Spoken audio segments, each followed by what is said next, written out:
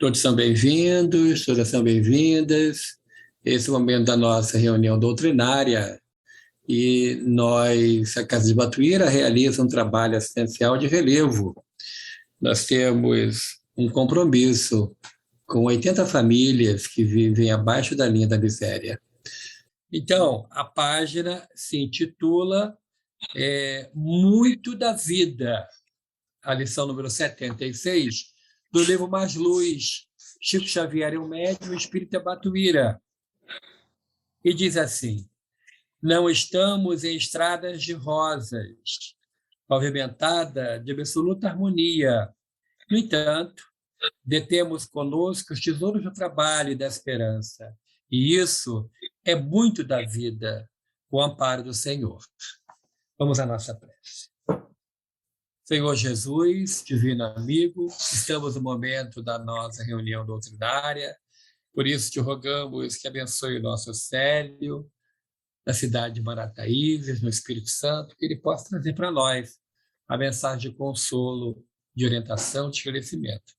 Se conosco, Senhor, guia-nos, ampara-nos, hoje e sempre. Que assim seja, graças a Deus. O nosso convidado de hoje, eu já fiz um trabalho com ele, a convite do nosso companheiro Gonzaga, de Itaperuna. Tivemos a oportunidade de passar de um trabalho junto com o nosso Rafael, daqui de Niterói. O Célio, ele pode dizer para a gente a casa espírita a qual ele está vinculado, e a cidade é Marataízes, acertei? Espírito Santo. Não, Guarapari. Perdão, é vizinho. Guarapari, no Espírito Santo. Qual é a casa espírita, Célio, por favor? Hoje nós estamos na casa GEMOC, que é o grupo, como é que é? Casa Grupo Espírita Morada do Caminho. Muito bem. Então está com você a palavra, viu? Muito obrigado desde já. Eu que agradeço aí o convite, né, para nós estarmos aqui e que Deus abençoe todos nós. Amém. Esse convite que nós recebemos aí do nosso amigo Hélio, para nós trocarmos essas figurinhas hoje aqui evangélicas, para mim é uma enorme satisfação, porque o Espiritismo me devolveu a alegria de viver, me mostrou as cores onde eu literalmente enxergava já tudo preto e branco, como diz o outro. Então, quando nós nos propomos, a minha esposa, a Sara, aliás, depois eu vou falar com você para você convidá-la, ela é muito especial também. Ela que desenvolveu um tema, eu gostei tanto do tema que nós estamos trabalhando ele, que no caso é as bases cristãs para uma transformação sincera, né? Hoje nós estamos precisando tanta sinceridade, tanta transparência no mundo que isso não pode faltar para a gente. Então, como que a gente poderia trabalhar isso? No Evangelho, segundo o Espiritismo, tem uma mensagem que eu particularmente adoro ela, que é o homem de bem, que é aquele que toma defesa do fraco, né, contra o forte. E durante muito tempo, nós ficávamos pensando assim, mas será que Deus tem que entrar em combate para defender as pessoas fracas? Não. Nós precisamos, por exemplo, o fraco é aquele que está ausente. E quando o forte é aquele que aproveita para fazer a maledicência. Então, diante de tantas, como diz outros, idas e vidas, a gente aprende que quando a gente presta o ouvido para as fofocas, para as calúnias, nós estamos literalmente também açoitando o fraco. Porque o Emmanuel fala que fofoqueiro não é só aquele que fala, mas é aquele que presta seus ouvidos. Partindo desse princípio, como que eu poderia trabalhar a favor de Cristo e, junto com Ele, acelerar esse processo? Muitos se questionam como que eu poderia realmente estar fazendo algo que pudesse solucionar toda a base, né? Aquilo que me faz alavancar a minha jornada. Quando eu paro para pensar quais são as dificuldades que eu enfrento, porque diante de tantos obstáculos, talvez eu tenha algum ciúme, talvez eu não seja uma pessoa tão fraterna, talvez eu julgo, talvez eu fique remoendo o passado, eu não consigo perdoar. Então, nós temos literalmente, para você começar a anotar aí na sua caderneta e quem sabe já imediatamente começar a praticar isso. Porque quando eu falo que eu preciso me libertar, quando eu falo que eu quero ser mais leve, quando eu digo talvez para mim mesmo que eu preciso perdoar, eu sei que existe um caminho. Porém, existe a dificuldade de fazer esse caminhar. E como que eu faço para fazer com que esse caminho se torne mais produtivo? É quando eu começo a entender que a dor de não progredir é uma dor que dói muito e que eu preciso, evidentemente, sanar isso. Tá? Para as pessoas que param para fazer essa avaliação, será que esse é o caminho que eu preciso percorrer? Será que se eu falar com essa pessoa, ela talvez não vai fazer de gato sapato? Será que ela não vai fazer de bobo? Então a gente fica travado quando a gente começa a literalmente fazer uma análise da nossa vida, da nossa existência. E nós, como os espíritas, nós precisamos, acima de tudo, darmos uma contribuição muito maior do que qualquer outro setor religioso. Por quê? Se nós temos a certeza de que somos a terceira revelação, que advém dos céus, dos bons espíritos, nós não podemos mais brincar de evoluir. Não podemos mais brincar de fazer de conta que já somos pessoas evoluídas. Desde que não aperte meu carro, desde que não me constrange, desde que... Então a gente começa a colocar esses entraves e aí nós, um belo dia, nós descobrimos que nós não estamos tão bons quanto nós imaginávamos. Talvez quantas pessoas despertam e dizem assim, meu dia será maravilhoso. E aí pega o seu automóvel, toma café, correndo porque já está atrasado, pega o destino para talvez para o seu trabalho, e aí quando está dirigindo, alguém dá uma fechada, pronto, a pessoa se aborrece, a pessoa já acha que é injustiçada, as pessoas começam a dizer, só pode ser coisa de obsessor. Ok? Mas é importante nós começarmos a entender qual é o nível de prudência que nós podemos lidar lá fora. As pessoas estão desequilibradas e nós provavelmente maquiados de uma certa paz até que não somos experimentados. Talvez um vizinho que liga um som que nos perturba e aí nós ficamos raivosos, irritados e muitas vezes até desejamos que cá para nós que o som possa atrapalhar, que possa queimar alguma coisinha, para quê? Para acabar com aquele barulho. Então, um vizinho que, principalmente aqui nas terras capixabas, onde as pessoas que são turistas, e os mineiros, quando eles vêm para cá, eles não têm hora, nem dia nem noite, são festas, e quem mora, por exemplo, em apartamentos, às vezes eles fazem aquelas bagunças e acabam meio que falando assim, vamos ver como é que é esse espírita. E aí é que a gente começa a pensar, nossa, como nós precisamos realmente evoluir, como nós precisamos ter essa base cristã. Por que eu estou te contando isso? Eu já passei por essa e muitas outras, mas essa me marcou profundamente porque eu morava lá em Minas e lá tinha um rapaz que colocava umas músicas de funk, sabe? Eu tenho todo o respeito, mas não é o gênero que eu gosto. Então, o que acontecia? Eu ia para sessões mediúnicas, para sessões públicas, palestras, como espírita, e todo mundo, houve uma época que eu vi uma música de funk, que acredito que alguns de vocês devem lembrar, Minha Pocotó. Gente, Até quem não gostava da Eguinha Pocotó, às vezes eu estava me concentrando para a mediúnica, para, quem sabe, ali receber os amigos espirituais, com aquela paz, quando menos esperava na minha cabeça, aquela esfera auditiva, que é um chiclete. Pocotó, Pocotó, Pocotó, minha Eguinha. Eu falava, Jesus, como é que eu vou fazer? Como é que eu vou falar com essas pessoas que estão vindo aqui na hora da reunião? E aí o coordenador falou assim, vamos nos serenar, e o Pocotó estava dentro da minha cabeça. Por quê? Eu morava do lado de um rapaz que ele botava isso numa altura. E eu não sei se vocês já perceberam, mas as pessoas quando compram aparelhos novos, eles não ficam satisfeitos deles usufruir daquele, eles querem que o mundo, a galáxia inteira saiba que eles compraram um aparelho de som potente. E aí, o que acontece? As pessoas obrigam-nos a ouvir aquilo que eles querem e não o que nós queremos.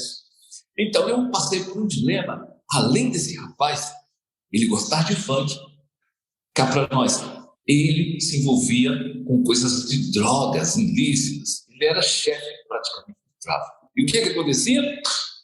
Eu ficava naquele dilema. Como é que eu vou falar com esse indivíduo para ele abaixar esse som, se talvez ele tire uma arma lá e resolve fazer teste de atira ao alvo comigo? Então, eu falava, não posso. E eu ficava naquele dilema. Ou eu enfrentaria aquilo, ou não, ou ficava calado, ficava conhecido dentro de casa. E eu comecei a orar, a pedir a Deus para que me desse talvez uma casa em outro lugar. Vai que funciona. Eu ficava pensando, como que eu vou lidar com aquilo? É claro que eu não tenho nenhuma saudade, porque quando eu consegui sair de lá foi uma festa.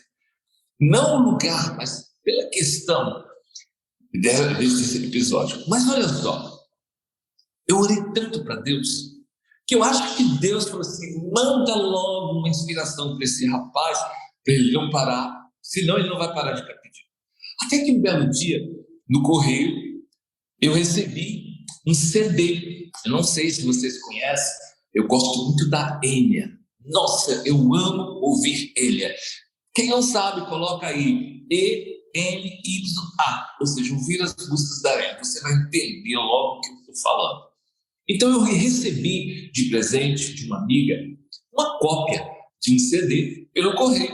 E eu fui receber, porque tinha que assinar. E esse rapaz estava lá e viu eu tirando o CD. Como ele gostava muito de música, ele falou assim, que CD é esse? Então, assim, eu não podia falar nada, porque ele era o chefe do tráfico, onde que nós morávamos. Mandava e desmandava. Nem a polícia entrava com esse indivíduo. Só para vocês verem a encrenca que eu estava entrando. Então, eu quase que tremendo, não, é uma música aqui que eu gosto muito. Ele falou assim, eu posso ouvir? Eu falei, pode. Eu fiquei com medo dele falar assim, me dá esse CD e não me devolver. Ele falou assim, você vai tirar uma cópia para mim. Olha só, ele não me pediu uma educação, ele falou assim, você vai tirar uma cópia para mim. Eu falei, rapidamente, eu não sabia como tirar uma cópia, eu tive que, como diz, me virar nos 30. E, de certa forma, eu fui lá, fiz uma cópia e dei como 18 com toda a boa vontade para ele. É óbvio, ele era uma ordem, não tinha que dar. Então, o que aconteceu? Esse rapaz colocou para ouvir a música da Enya. E aí, estava lá, ele foi ouvindo, e aí eu fui percebendo que ele já não ouvia tanto funk, mas ele estava ouvindo. E aí ele começou a falar que gostou muito do CD. Ele gostou muito do CD e que ele queria outros. E aí ele me perguntou, você tem outros para mim me dar ou mandar fazer para mim? Porque eu gostei tanto desse negócio, dá uma leveza, a gente dorme bem, né, seu Célio? Eu falei assim, E aí, ele falou assim, você não tem outros? E os outros que eu tinha era de palestras, do Divaldo, do Raul Teixeira. Eu falei assim, eu não tenho de música, mas eu tenho esses aqui que são pessoas que contam histórias, quem sabe você gosta. E aí eu fiquei naquela, se ele não gostar dele, o que ele vai fazer? Para minha surpresa, ele gostou. E ele começou então a se interessar. Depois que ouviu a Enya, olha só que legal. Eu já não gastava nem minha luz para ouvir Enya. Eu usava a luz dele, porque ele colocava tanto lá, eu comecei a ficar meio assim, achando chato de tanto que eu ouvia Enya.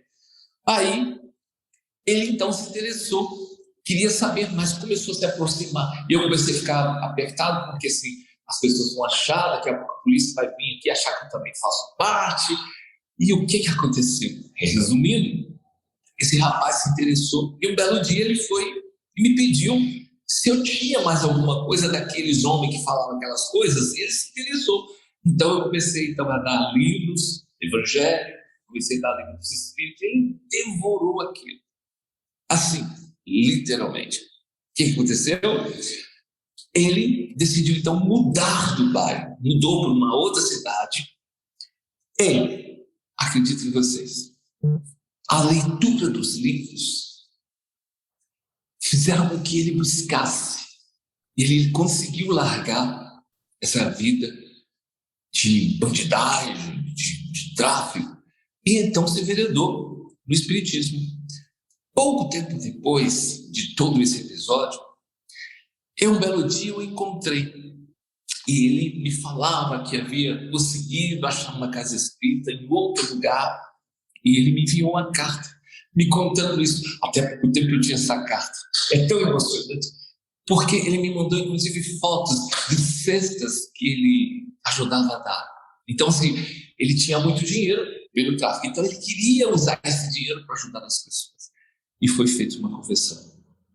Então, veja bem, por que eu estou contando a história desse rapaz introduzindo isso?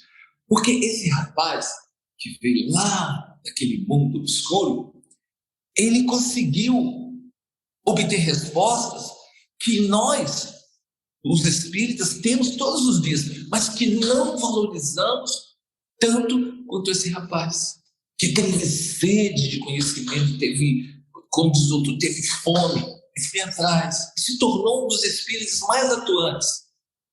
Ele é daquele que coloca a mão, como diz o outro, na massa para fazer o bolo, ele corta, ele serve. Então ele é muito atuante no movimento espírita, na cidade mineira para onde que ele se mudou. E para que nós tenhamos essa visão de que essa base cristã de transformação deve ser sincera, a gente não pode esquecer de que nós não precisamos provar nada para ninguém, mas nós precisamos, com uma certa urgência, fazer com que essa transformação se dê por dentro, se dê de dentro para fora. Já vem com esse papo. Sim, gente, essa transformação, ela precisa vir do seu interior, que é onde você, só você, como diz o outro, vai ter esse acesso. Talvez os bons espíritos e outros espíritos terão acesso ao seu campo mental, mas aquilo que você está sentindo, aquilo que você busca. Então, anote aí, o Evangelho de Mateus, no capítulo 3, no versículo 2, onde ele fala, arrependei-vos, ou seja, daquele batismo, não de você ir lá tomar um banho, mas representando ali uma limpeza interna, esse arrependimento. Então, qual é o primeiro passo para você ter essa base cristã definida dentro das suas ações de uma transformação absurdamente sincera, transparente e verdadeira? É quando você lembra do seu passado e você tem um constrangimento, você se envergonha de todas as suas ações que você fez. Por quê? Esse constrangimento é importante. É como se fosse um lembrete de que aquilo que você fez quando você não tinha conhecimento adequado, ou quando você tinha conhecimento, mas não tinha transformado em consciência, e que você fez numa certa época e que hoje você não quer fazer mais. Não importa o que você fez, importa é o constrangimento, é a vergonha que você sente quando você lembra desses episódios. Imagina, talvez aí, você brigou com alguém e você lembra disso com tanta vivacidade que você diz, não acredito que fui eu que fiz isso.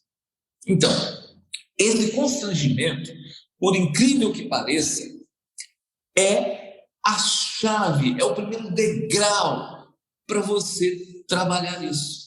Mas não é o constrangimento de você estar preocupado com o que as pessoas vão pensar.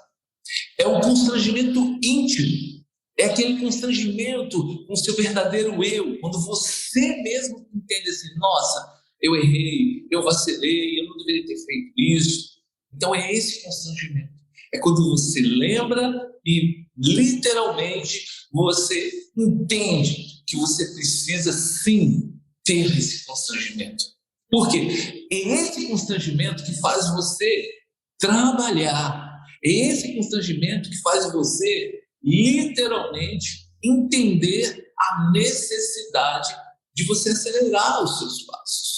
Então, começa a imaginar quantas coisas já aconteceram que faz com que você se envergonhe e que você nem ousa tocar, como diz outro, nesse assunto, porque esse assunto te faz mal, esse assunto te deixa envergonhado, te deixa bloqueado, te deixa paralisado. Então, essa paralisia, esse bloqueio, é porque você está pensando com que as pessoas vão te julgar. Mas esse constrangimento, ele não é no sentido de você se julgar, é de ser um lembrete. Por exemplo, se você bebia muito bebidas alcoólicas e aí você desenvolve um problema de saúde, você vai para o médico então consegue te passar uma verdade e diz para você que se você não parar, você vai acabar morrendo, por exemplo, de uma cirrose hepática, ou o excesso de fumo que você usa excessivamente e você consegue, com o passar dos anos, ali construir uma doença. Lembra disso, nós construímos os problemas.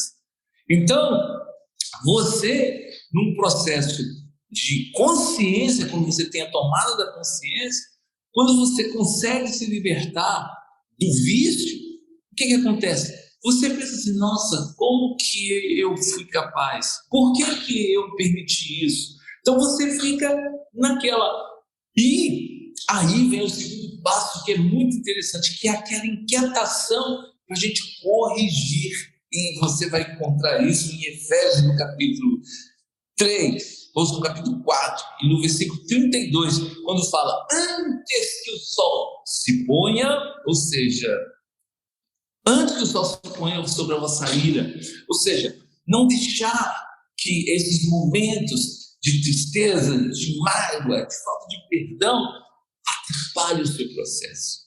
Então, quando eu paro para pensar que o primeiro passo, que é definitivamente um sinal de progresso, é quando tem constrangimento, ou seja, daquilo que eu lembro. Então, no Livro dos Espíritos fala que as lembranças dos erros faz muitas vezes nós, como espíritos em processo de evolução, nos envergonharmos. Então, daí nós temos, sabendo que o tempo passa aceleradamente, que essa ampulheta nossa do tempo, que é aquele processo de areia, não sei se vocês já viram, que vocês viram, ela está passando um processo de areia está caindo. Então, é a ampulheta do tempo, de um determinado tempo. Ela passa aceleradamente e a gente não se dá conta disso. Então, por essa razão, nesse segundo passo, quando a gente toma consciência do tempo que a gente deixou de usar a nosso favor e para fazer o bem, e que a gente usou de forma errada para talvez praticar algum mal, talvez não com os outros, mas conosco, a gente começa a ter necessidade de trabalhar. É muito comum quando nas casas espíritas as pessoas chegam iniciando, elas têm pressa, ela quer aplicar passo, ela quer fazer palestra, ela quer fazer tudo o possível, ela quer lavar banheiro, ela não está nem aí. Por quê? Ela entendeu o significado.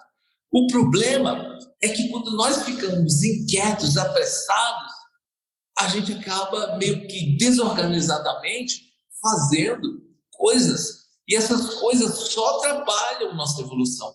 Mas, por incrível que pareça, essa pressa de nós efetuarmos essa corrigenda, ou seja, não deixar que o sol se coloque, como diz em Efésios, capítulo 4, versículo 32, sobre a nossa ira. O que é um indivíduo irado? O indivíduo irado é aquele que ele está com muita raiva. Não na linguagem popular, que as pessoas falam assim, nossa, que irado, hein? Irado, nessa linguagem dos jovens, é uma coisa legal, uma coisa bacana. Não é essa configuração, mas é aquela ira, é a cólera, né? É a falta de compaixão que faz com que as pessoas fiquem endurecidas, bloqueadas. E, a partir daí, essas pessoas, quando elas têm necessidade de tomar consciência, e como que uma pessoa faz, sério, para tomar consciência? No Livro dos Espíritos, na questão 621, lá está escrito que as leis de Deus está escrito na consciência. Ou seja, de uma certa forma ou de outra, mesmo que você não tenha frequentado nenhum templo religioso, de alguma forma existe ali aquela sementinha na sua consciência. O que é consciência? Consciência é você colocar o seu conhecimento para ser usado. O que é falta de consciência? É você ter uma informação, por exemplo, como essa, e entrar aqui e sair aqui, como se nada tivesse acontecido. Então, é daí que a gente precisa, sim, eu sou constrangido, que é o nosso primeiro degrau, eu estou me envergonhando, então eu vou ficar por aí me escondendo? Não, eu vou ter, de uma certa forma, até pressa para corrigir isso o mais rápido possível. Lembrando que é antes que o sol se ponha, ou seja, antes de você perder essa claridade que pode ser representada, antes que você morra, antes que você sofra aí um processo de passamento e que você vai ver as luzes dos seus olhos serem fechadas. E essa representação é, enquanto você está encarnado, aproveite o tempo máximo para você corrigir, para você errar menos e acertar cada vez mais. É claro que ninguém vai conseguir se tornar uma pessoa perfeita da noite para o dia. É como eu gosto sempre de brincar, ninguém dorme ladrão e acorda Francisco de Assis. Essa é a verdade. Mas a gente pode acelerar isso. Então comece a pensar nos problemas que você está enfrentando. Não necessariamente você vai precisar de falar com o seu amiguinho, com a sua pessoa que está do seu lado, talvez te ouvindo, e nem necessariamente você vai precisar se abrir com alguém. No entanto, o que está acontecendo aqui dentro de você, o que está literalmente pedindo para que você dê o primeiro passo.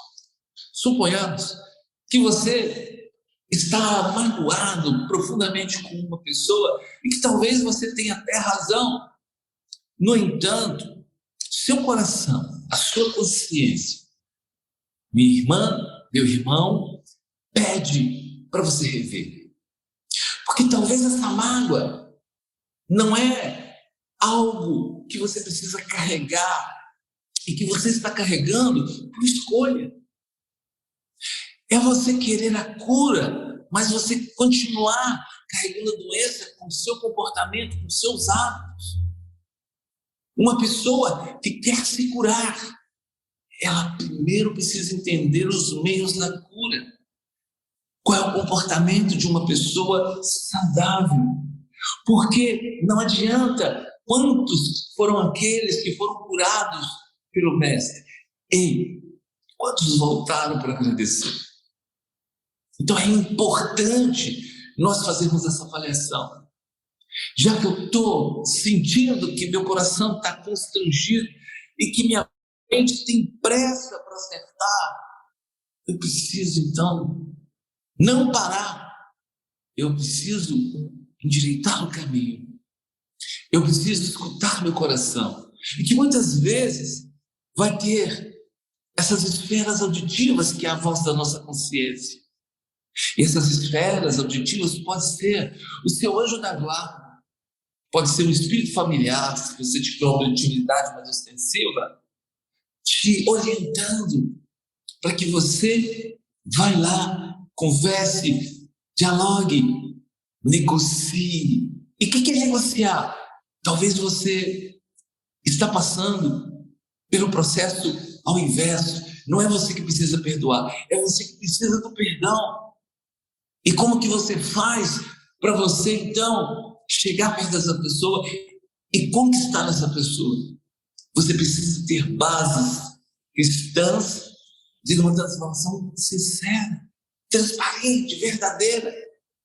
E às vezes não será pelas palavras que saem pelos seus lábios, mas pelas suas atitudes, pelo seu comportamento. As pessoas vão observar como que você age. Imagina que você era uma pessoa muito temida, porque você cometeu vários crimes, você passou anos aprisionado numa cadeia, e depois de anos você é solto. As pessoas vão te olhar, evidentemente, com um olhar talvez de dúvida, e nós não podemos aqui julgar quem tem esse receio. Mas a pessoa que está verdadeiramente decidida, ela entende que as pessoas têm toda a razão de pensar o que elas estão pensando, mas a pessoa que está verdadeiramente decidida, está convicta dessa transformação, ela aproveita minutos, segundos, não para provar para os outros, mas para praticar o bem. Ela aproveita de uma certa forma que todos os seus passos são direcionados. Tem um ditado que diz assim: aves da mesma plumagem voam juntas.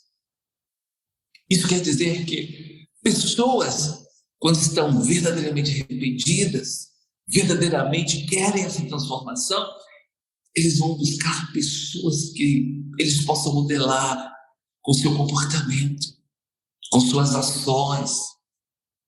Então, se você está na situação de que é você que precisa agir para que seja perdoado, eu te digo que você tem duas escolhas. Você entende que o difícil não significa que seja impossível e que é com o tempo que você vai mostrar através dos seus atos contínuos no bem. E você tem a segunda, é você parar, porque as pessoas não acreditam em você. Você não se queimar. Mas como? Eu posso, então, escolher esses dois caminhos? Esses dois caminhos vão me dar resultados totalmente diferentes. Se eu paro para ouvir somente as pessoas que estão me criticando, eu não estou conectado com a minha transformação com Jesus Cristo. Quando Paulo diz, eu já sou um prisioneiro, ou seja, ele se considera um prisioneiro do Cristo, que Cristo estava dentro dele. Usar esse capacete para que esses processos obsessivos não tenham tanta facilidade. Então, é importante que quando você está nesse processo, você tenha ciência de que você precisa de tempo e você precisa de ato contínuo. O que é um ato contínuo? Significa que você não possa errar jamais? Não, não significa isso. Mas que você corrija o mais rápido possível. É como uma criança que aprende a andar, não significa que ela não vai poder tropeçar. Mas tropeçar não significa permanecer caída. Significa que eu tropecei, peraí, vou andar, vou aprender a correr, vou fazer outra coisa. Então, esse processo eu já me tenho constrangimento verdadeiro. Então, quando eu estou convicto que eu preciso de uma transformação e que essas bases cristãs, onde que eu vou tirar, Sérgio? Na Bíblia, no Evangelho segundo o Espiritismo, no Livro dos Espíritos, nas palestras públicas, nas boas conversações, nas boas amizades que são verdadeiras, oriundas, além daquela ação contínua do bem. Então, como que eu faço para entender que esse constrangimento não é um bloqueio? É quando eu entendo o significado daqueles erros e que aqueles erros atrapalhavam a minha vida. Então, quando eu entendo que eu preciso acelerar, eu vou ter mais pressa de procurar uma casa espírita, se for uma casa um espírita, ou um evangélico, um católico, um bandista, mas eu vou ter pressa para procurar, no mínimo, pessoas que fazem o que eu preciso praticar. Faz sentido para vocês? Então, é exatamente isso que a gente precisa entender. Na questão 629 do Livro dos Espíritos, fala dessa moral. Na 25 a gente tem ali uma base do modelo e guia, que é Jesus Cristo. Mas a condição moral, ela é provada pelo nosso comportamento, pelos nossos atos, e não pelo aquilo que nós temos, e não pelo aquilo que nós falamos, e não por aquilo que nós só estimulamos as pessoas a fazerem, mas pelo que nós praticamos. Vou repetir, essas condições morais não é efetuadas não por aquilo que falamos, não por aquilo que temos, mas pelas coisas que nós praticamos de bem. Essa é a verdadeira moral. E que a gente vai meio que se moldando para a gente entender o significado de cada ato, de cada atitude, que gera um comportamento específico. Se eu chego perto de uma pessoa xingando, logo eu sei a probabilidade dessa pessoa reagir e falar talvez coisas piores. Se eu sou uma pessoa que está sendo ofendida, eu tenho que parar e pensar, eu vou me igualar a ele e me tornar pior, falando 2 vezes mais grosso com ele, mais agressivo, ou eu vou mostrar que existe em mim uma base forte de que eu quero sim alcançar essa transformação. Sério, mas isso talvez vai acontecer só lá fora. Não, meus irmãos, não, minhas irmãs, acontece dentro das casas espíritas.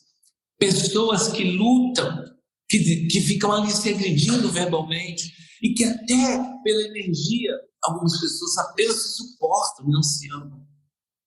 Então, quando eu começo a entender que eu preciso sim evoluir, eu começo a pensar assim, eu tenho vergonha daquilo que eu estou pensando a respeito do meu irmão.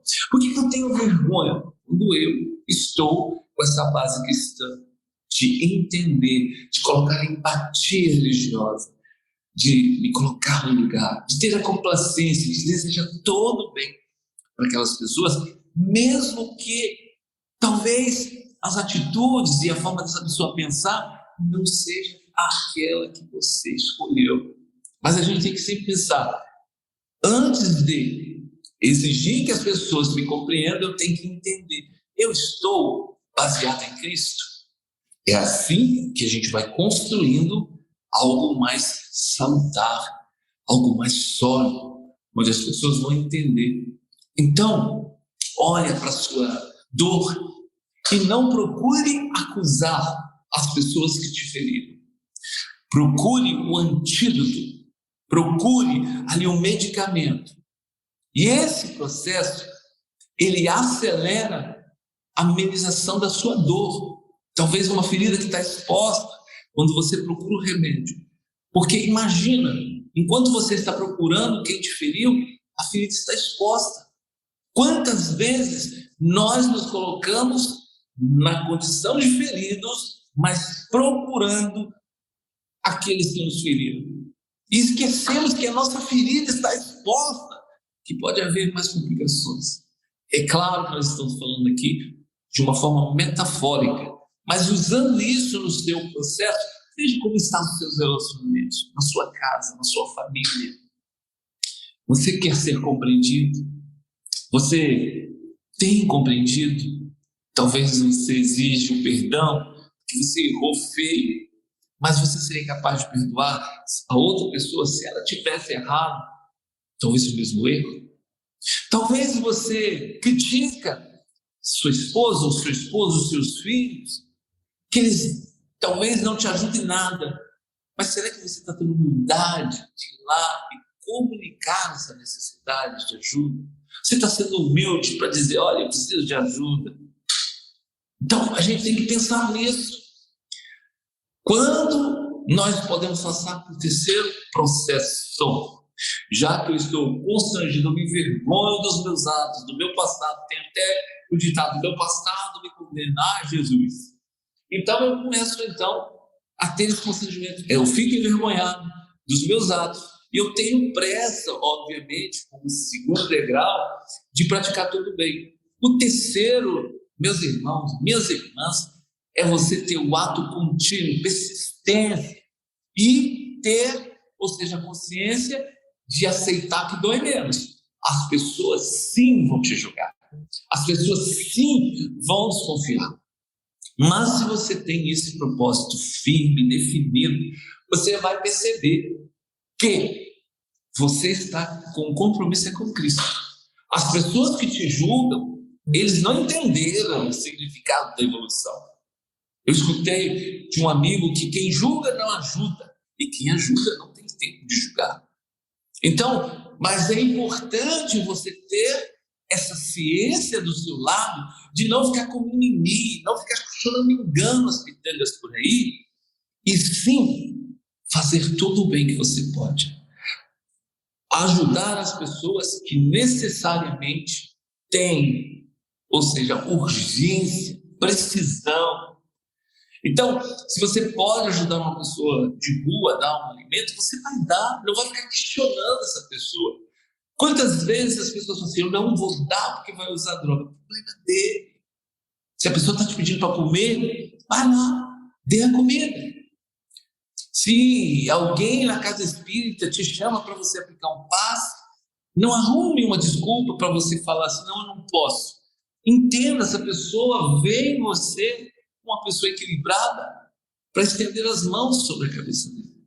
Se alguém te procura na casa espírita para desabafar, para fazer o atendimento fraterno, não arrume desculpa, dizendo, nossa, essa pessoa está obsediada que minha cabeça gira. Aproveite para você fazer o que você pode.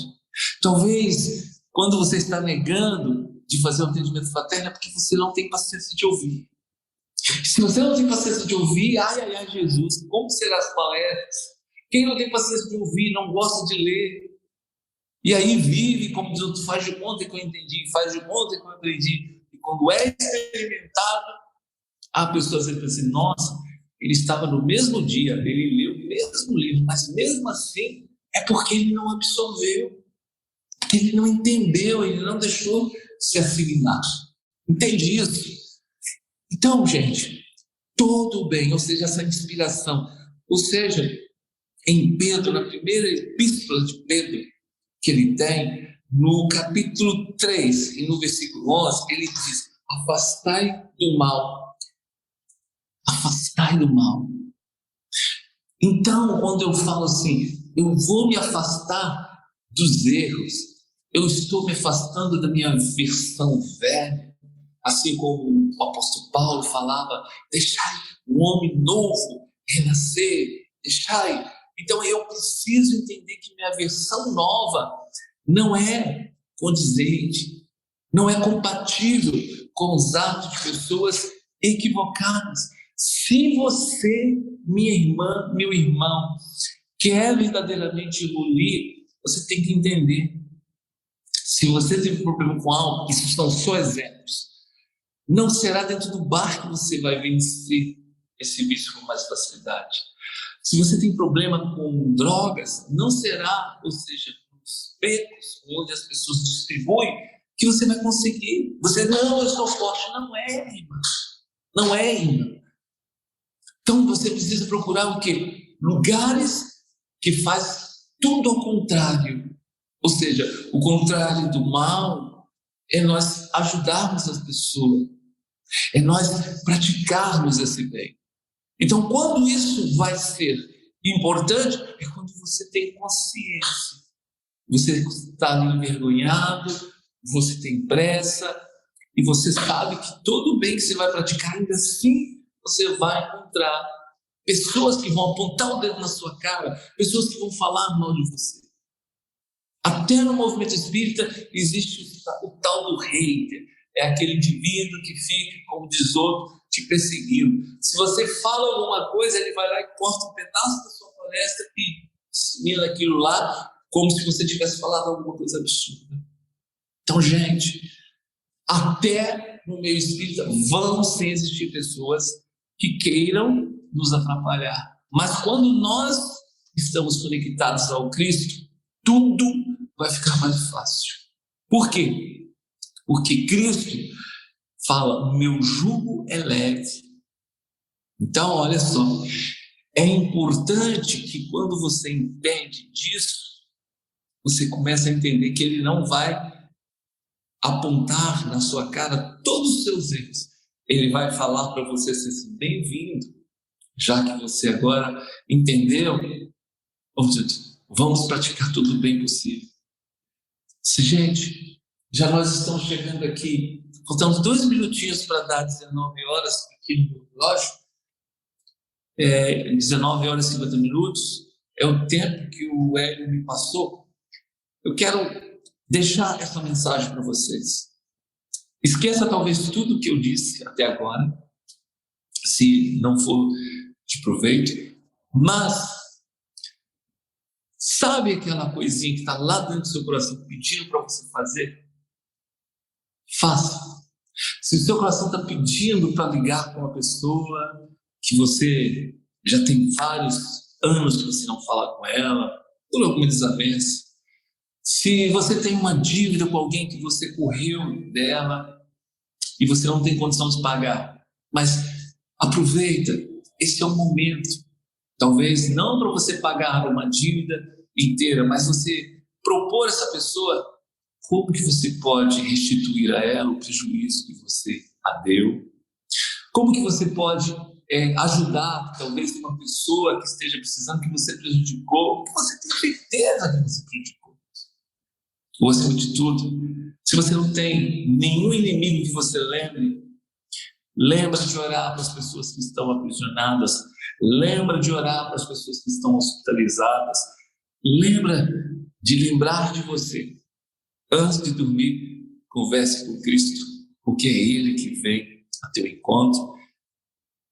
E sim, você vai aprender muito enquanto o teu corpo descansa, teu espírito enche de conhecimento e sabedoria. Quero agradecer a você, lembrando aqui rapidamente os 3 passos. Básica, instância para uma transformação sincera. O primeiro é constrangimento, quando você fica constrangido. O segundo é você ter pressa de praticar o bem. E o terceiro é você, mesmo praticando o bem, as pessoas vão desconfiar de você. Então, beijo no coração de vocês e que tenhamos a coragem de fazer o bem. Muito obrigado, querido Célio, pela exposição da noite. Deus abençoe você, a sua família, os seus trabalhos aí em Guarapari. Muito obrigado. Convido agora a todos para que nos acompanhem no momento de visualização terapêutica e de irradiação. Vamos então, com os olhos fechados, nos imaginar que estamos entrando na Câmara de Passes. Somos recebidos pelo querido benfeitor Dr. Bezerra de Menezes, que nos abraça carinhosamente e diz em nossos ouvidos: Deus é amor. O querido benfeitor nos indica o local a sentarmos. Os passistas nos recebem com muita alegria. O Dr. Bezerra de Menezes faz uma prece à Mãe Santíssima, rogando por todos nós, pedindo força e saúde, bom ânimo, alegria de viver. Os passistas iniciam o seu trabalho, os fluidos, tal qual um remédio, vão trazendo bem-estar, o salutar para todos nós, trazendo forças, bom ânimo, alegria de viver. Nesse momento, nos dá felicidade, água magnetizada. E agora juntos vamos à irradiação. Médico Jesus, imploramos, Senhor, em favor daqueles cujos nomes se encontram nos cadernos sobre a mesa da casa de Batuíra. Te pedimos, Senhor, em favor daqueles que choram, dos que sofrem, dos que passam por perturbação, daqueles que estão em sofrimento, por todos, Senhor, participantes dessa reunião online. Rogamos, Senhor, tudo isso em nome do Pai nosso que estás nos céus. Santificado seja o vosso nome. Venha a nós o vosso reino, seja feita a vossa vontade, assim na terra como nos céus. O pão nosso de cada dia nos dai hoje. Perdoai as nossas ofensas, assim como nós perdoamos a quem nos tem ofendido. E não nos deixeis cair em tentação, mas livra-nos do mal, que assim seja, graças a Deus. Nós agradecemos mais uma vez ao nosso querido Célio pela exposição da noite, pela disponibilidade, por sua família, por ter emprestado ele para nós um pouquinho. A Casa de Batuíra te abraça, Célio, com a gratidão pelas palavras e ensinamentos da noite. E em breve convidaremos a Sara para estar conosco. Tá? Vocês vão adorar. Com certeza. Muito obrigado. Nós lembramos que amanhã estaremos juntos no nosso momento de oração às 15 horas e às 19 horas a nossa reunião de tratamento espiritual.